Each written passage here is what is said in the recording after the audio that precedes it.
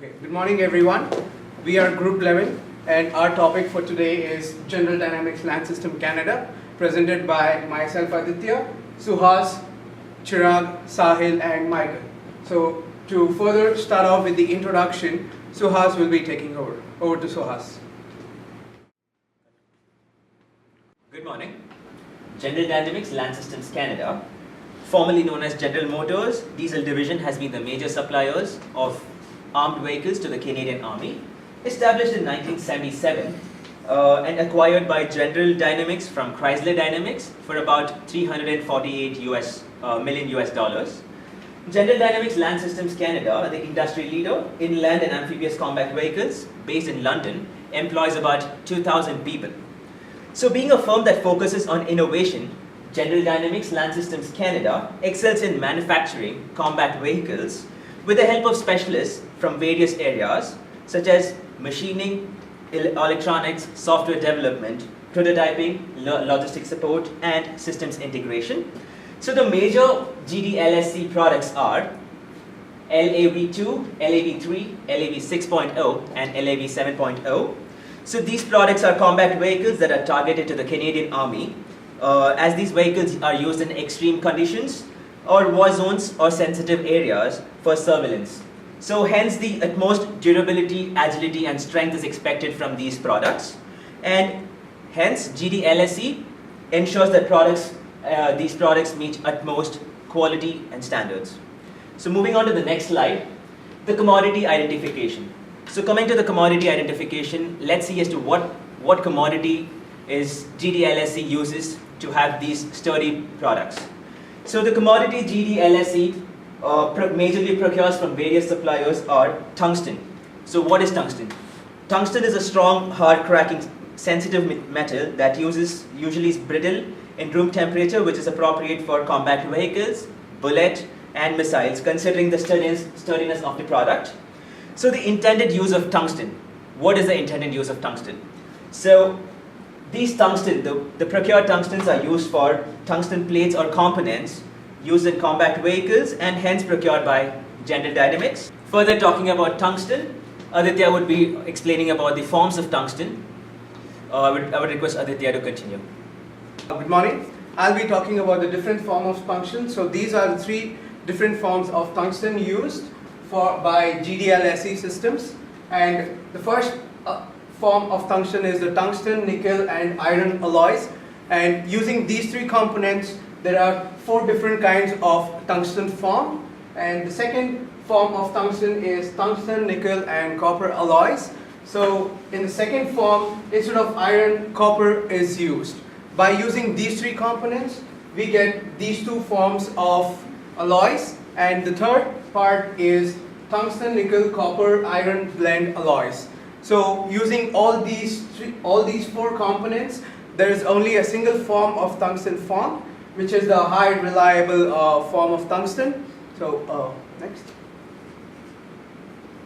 So these are the different grades of classifications and properties of tungsten. So the first 2 forms of tungstens are the ASTM B777 grade classification, which classifies as the grade 1 form of tungsten, and the first part, the HD17 and the HD7BB form of alloy forms are used by using MTech tungsten metals, which forms the high quality, consistent and reliable metal. So these are the properties, and going on for the second form of tungsten, so these HD17D, HD17.5 and HD17.7 are used when there is a low permeability of magnetic formation. So these forms of alloys are used in shielding electrical sensors and their applications. So coming to the last part of the tungsten, it is used for the option for tooling, and it is highly recommended as a cost-effective alloy. So Micheal will be continuing the next part talking about the technical terms. Over to Micheal. Good morning. So today I'll be talking about the technical terms that are used for the tungsten material. So firstly the strength. Tungsten materials are used in many applications such as military applications, and the strength of tungsten is very hard and rigid, and it is perfect for making penetrating bullets and sharp nails. Coming to rigidity. The rigidity means the ability of the material to sustain the strength, and the rigidity modulus of tungsten is 94,80,000 pounds per square inch. And the impact resistance. Impact resistance is the strength at which the material can resist bending. So the impact strength is directly proportional to the rigidity. Fourthly, the heat and the oxidation resistance. Tungsten base perform well up to 1000 Fahrenheit in oxidizing atmosphere and 1500 Fahrenheit in the non-oxidizing atmosphere. Fourthly, the low temperature resistance. Tungsten retain toughness and impact strength in the cryogenic temperature at minus 453 Fahrenheit. Thermal conductivity. Tungsten is in the range of twice that of the tool steel and carbon steel. The specific heat of tungsten is 1.75 watt, centimeter raised to minus 1 and Kelvin raised to minus 1. The specific heat ranges of about 50 to 70 degrees as high as carbon steel. Nextly, the hot hardness. The hot hardness indicates the hardness of a material at high temperature, and with a temperature increase of 1400 Fahrenheit, the tungsten retain its room temperature hardness. Method of fastening. The tungsten can be fastened through various methods such as cementing or brazing, and tungsten carbide has a low thermal expansion rate. Consider performs as provided for grinding or EDM. The coefficient of friction. Tungsten composition exhibits low dry coefficient of friction value as compared to that of the steel. Nextly, the wear resistance. The tungsten wear resistance is up to 100 times longer than of the steel in the condition including brazing, erosion and scaling. The surface finishes. A tungsten surface is finished to an RMS surface roughness of about 25 nanometers or less by brazing or using diamond grit particles. The dimension availability. The degree to which a material maintains its original dimension when subjected to changes in temperature and humidity. Tungsten is hard steel in which there will be no changes in phase during heating or cooling. The next topic about the suppliers will be presented by Adithya. Hi, I'll be talking about the different types of suppliers procured by General Dynamics. So the first two main suppliers are the domestic suppliers procured. So the first one is Rocan Machine and Tools Company Limited based on London, and the second supplier is Vandex Manufacturing Limited, again based on London. So the international supplier would be Jana, North America, Michigan, USA. So to talk about Rocan Machine Limited, so this company is a main supplier for automotive parts and used in the military industries. This company is an ISO certified 9001-2008, and they supply fabricated tungsten metal to General Dynamics. To talk about Vandex Manufacturing Limited, they are an ISO certified 9001-2005 company, where they use wide variety of metal parts which are used for assembling for railroad and defense sectors. To talk about Jana North America, which is based in Michigan, USA, this is a company where a wide variety of metal fabricated tungstens are formed for machinery products. To further continue, Chirag would be talking about the packaging content. Over to Chirag. Good morning, I'm Chirag. I'll be talking about description of tungsten. Tungsten is a metal product of awkward shapes, lengths and dimensions, which is often very heavy as well, and they require individual concentrations and attention to ensure the integrity of the product and the safety of those involved in the shipping process. These products come in multiple shapes, from metal cylinders and coils to sheet metals and other flat stock, and can often run the length of a 28-foot trailer. I'll be talking about the safety considerations followed during packaging and shipping of tungsten. Packaging is a major concern when it comes to shipping metal product in LTL situations. The example can be described as a package, but in reality, those brands can snap easily when the cylinders are being loaded or unloaded. They often break loose because the bands can handle the stress of being loaded and unloaded multiple times. Talking about China, China is the largest miner of tungsten, accounted for 82% of global production in 2012. Russia was second largest producer and at around 5%, and Canada third with 3.5%.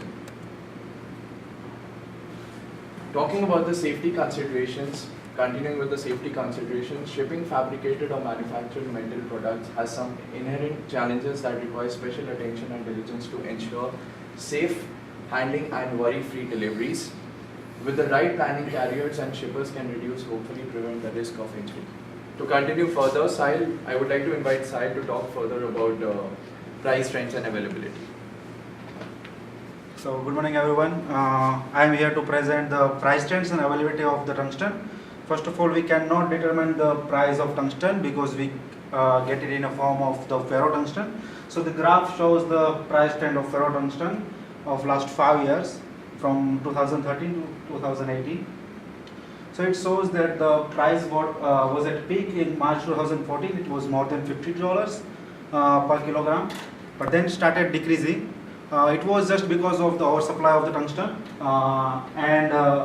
like in 2015, the major major producer of the tungsten, which was China and Canada, has effect on their mining. So then price also fluctuate after 2016 and increasing, and it will be back to around 50 in next 1 or 2 years. So like while General Dynamics having deal with their procurers or suppliers, they should have take this price trend in their consideration while procuring the tungsten. So this slide shows the availability of the mine production of the tungsten. It clearly shows that China is the major producer of the tungsten, which is like their accountability is around 82% of the overall tungsten producer from the mine. And Canada was one of the major producer of the tungsten. But after 2015, when the only mine of Canada was under maintenance, after that, like they lose their rank in the availability, and this shows that China has produced 71,000 metric tons in 2016, and Vietnam, Russia are followed by the China. So overall mine production of tungsten in 2016 was 86,400 metric tons. Which was lower than the 2015 production, which was 89,400 metric tons, because in 2015 eight large Chinese producers of tungsten cut in output of the tungsten because of their maintenance and care of their mines, and also the only mine of Canada was also under maintenance in 2015. That's why the price are now going up to their to gain their the original price around $50 per kilogram. Now we'll see the next slide, which will show the tungsten producers in North America and US. So after 2015, the overall production of tungsten in Canada and US has suffered just because of the only mine was closed in 2015. And now we'll see that even after that closure, there are some key producers or industries, they are exploring the tungsten in Canada. So the first one is Nig Exploration, which is located in Quebec, and they are handling project of tungsten and gold.